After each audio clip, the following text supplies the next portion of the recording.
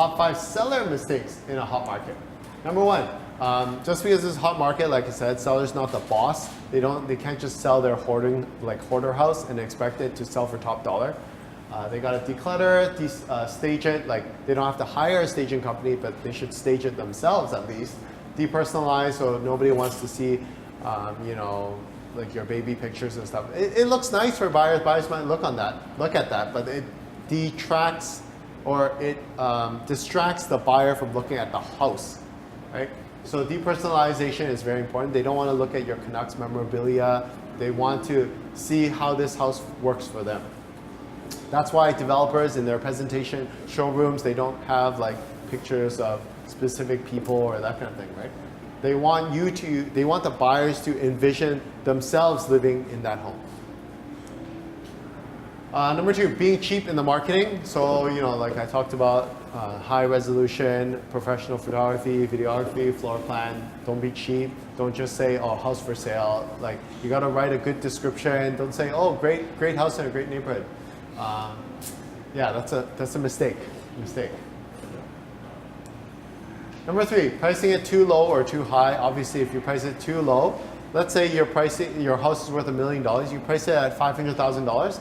Yeah, you're gonna get a ton of offers, but the people just have to beat the buyers just think, well, if I'm in a bidding war with 3 other buyers, I just need to beat the 2 other people or 3 other people. So they'll try to they don't want to pay market value, like $1 million. They might just offer $550, $600, $650, and then you might just get offers that are below market value. Pricing too low is sometimes just like, it confuses buyers as well. Like, is this a joke? What's going on? Pricing it too high, obviously, you want the Boxing Day frenzy, but if you price it way too high, you're just like, you're being too arrogant or overconfident, right? Well, obviously, yeah, go ahead. I see like some articles on the Huffington Post where it's like, it's sold over like, let's say 50% Yeah. market value. Yeah. Is that because it's too high? Is it because It's sold over market value? Yeah, like say Yeah. like a huge number. Yeah. So it also depends on, like, so if it's Point Grey Road, like there's nothing like it. If there's nothing like it, there's no competition, you can charge a premium, right? There's a reason why it costs like $500 a night to stay at Shangri-La, you know? There's nothing like it. Nobody else can compete with Shangri-La. So therefore, they are able to charge significantly higher than the market range, right?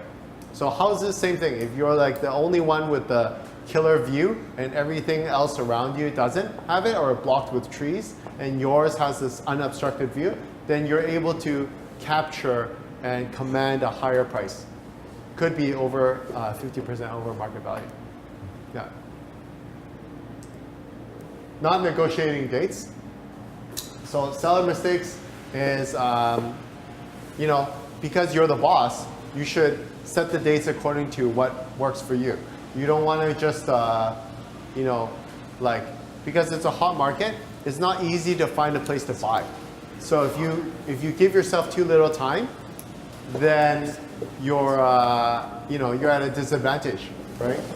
You might end up being forced to rent or live in Airbnb or whatever for the time being. So make sure you give yourself enough time to find a place to buy if you're moving. Not buying before selling, I talked about that.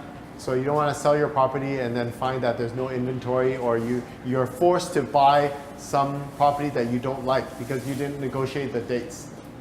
So in a hot market, chances are I recommend clients to buy first before selling, but they're like, oh, well, what if I get stuck with 2 mortgages? You won't. Talk to your realtor. If your home is decent, it's not like a hoarding house, or it's not a grow up, or it's not a piece of junk, then you know, you'll have no problem selling it. So yeah, not buying before selling. Thanks guys for watching my video. Please subscribe and share with your friends. Email me if you have any more questions. Thank you.